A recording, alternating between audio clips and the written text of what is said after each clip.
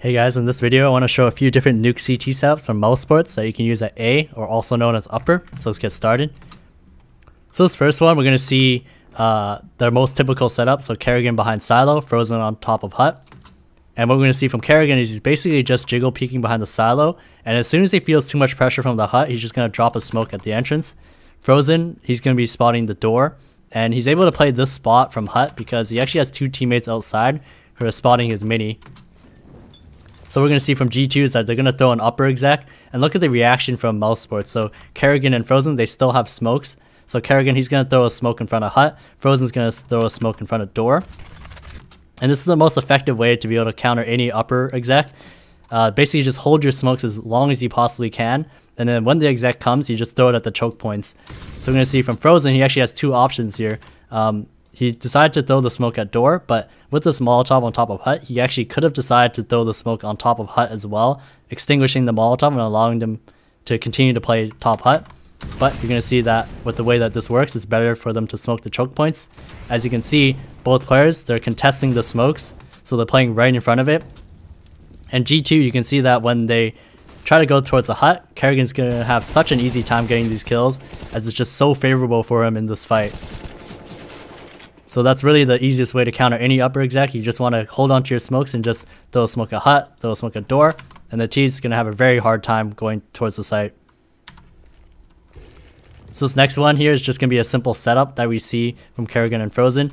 So Kerrigan, he's going to be taking contact on a player that goes towards mini or door, and Frozen's going to be taking contact on a player that goes towards the hut area. And how this setup will work essentially is that as soon as Kerrigan makes contact with a player who goes in this area essentially, he's going to hide behind the silo and then wait for Frozen to make the next contact on him. And if he decides, or if the player decides to go towards the hut area, Frozen's going to make first contact on him and then allowing Kerrigan to be able to swing and for them to take the player out together. Then this next one is going to be a setup to counter the Heaven wrap.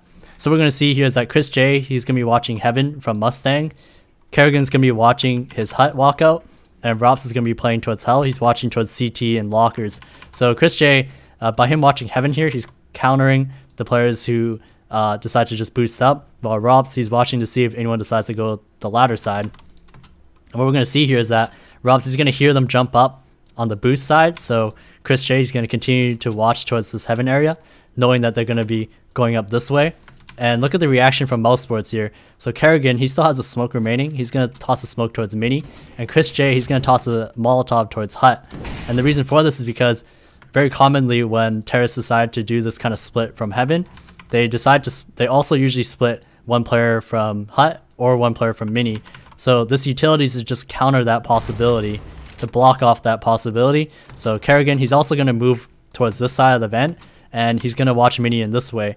And the reason why he does this is because in the event that Robs and Chris J go down, he still has an angle to be able to fight towards Heaven and to be able to get away through the lobby side. So he can still fight a little bit and stay alive afterwards. So this next one's going to be a triple A setup. What we're going to be seeing is that Kerrigan, he's just going to be playing behind the silo once again.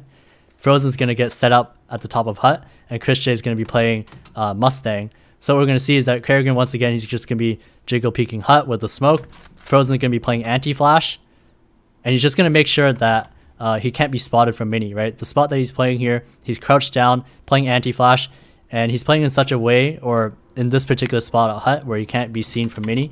And Chris J, he's going to be spotting his mini essentially from Mustang. And also notice that Chris J, he's putting himself in such a way where he can't be seen from hut either. So how the setup will work is, if there's a player who decides to go through mini, Chris J would take contact on him first, and then Frozen will likely peek to double peek him and kill him.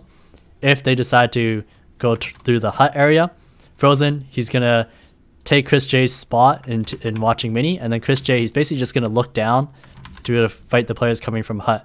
And Kerrigan, he's just going to drop a smoke if he feels too much pressure from hut. So this next one, once again, a triple setup. And what we're going to see here is that Woxic, he's going to be watching hut from Heaven.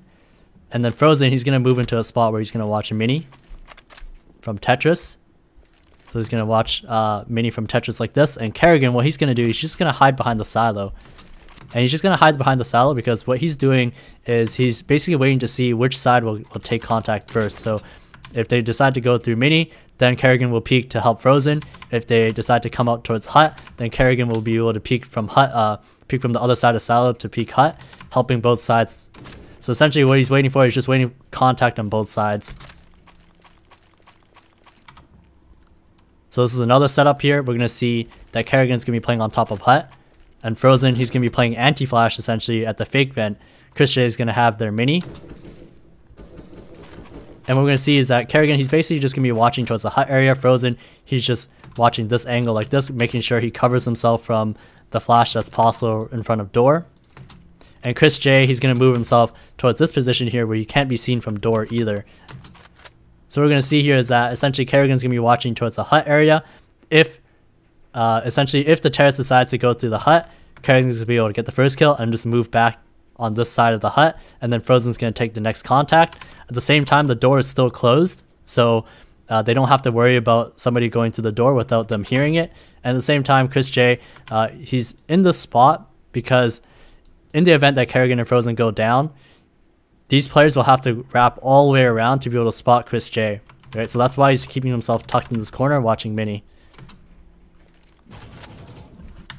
Thank you guys so much for watching. If you guys found this helpful, drop this video a like and comment down below. If you guys want to see more content from me, please subscribe and don't forget to hit the notification bell so you don't miss a single video of mine. Thanks again, and I'll see you guys in the next one.